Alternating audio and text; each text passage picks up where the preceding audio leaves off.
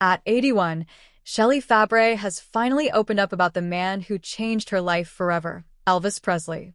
For decades, rumors and half-truths have surrounded their friendship, their chemistry, and what really happened between them on and off the movie sets. Now, after a lifetime of silence, Shelley has decided to share the story that few people ever knew, the real story behind her relationship with the king of rock and roll. Their paths first crossed in the early 1960s, when Shelley was already a popular television star from The Donna Reed Show. Elvis, at the height of his fame, was filming a string of light-hearted musicals that needed a leading lady with charm, innocence, and class. Shelley was a perfect fit.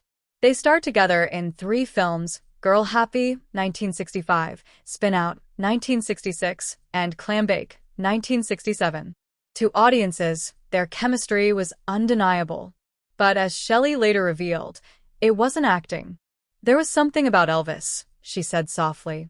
He made everyone feel seen. He had this warmth that was impossible to ignore.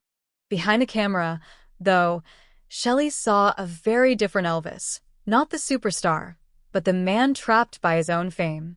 He was lonely, she recalled. Everyone wanted something from him, a photo, a favor, a promise. But very few people wanted to know how he was actually doing. Shelley described how Elvis often confided in her about the pressures of being idolized by millions. He'd tell me, "Sometimes I wish I could just be normal for a day." That broke my heart, she said. Shelley also revealed that their bond was built on mutual understanding. Both came from Hollywood worlds where appearances mattered more than emotions. "We were both young, both lost in a business that eats people alive if you're not careful," she said. But while fans speculated about a secret romance, Shelley insists that what they shared was something deeper, a friendship based on respect and genuine care. "We loved each other in a way that didn't need labels," she explained.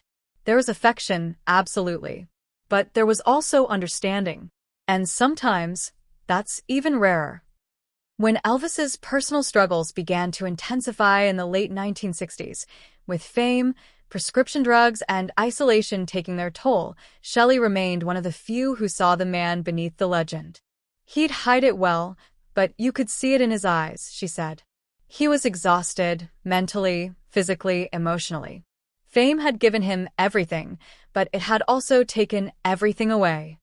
After their final film together, Shelley's career moved onto television and other projects, while Elvis continued his grueling schedule of tours and Vegas shows. They drifted apart, but she never forgot him.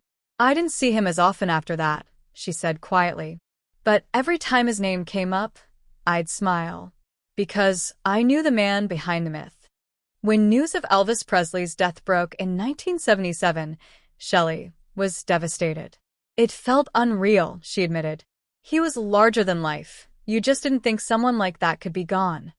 For years, she avoided speaking publicly about their connection, partly out of respect for his memory and partly because she didn't want to add to the circus that surrounded his legacy. Now, decades later, Shelley Fabares has finally spoken with peace in her heart.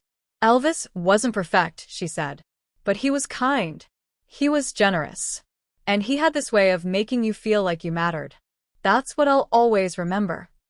She paused before adding one final truth, the one that stayed with her all these years. "If you really want to know who Elvis was, don't look at the fame or the money. Look at the way he cared for people, even when he was hurting himself." And with that, Shelley's words remind the world of something powerful. Behind every legend, there's a human being who just wanted to be understood.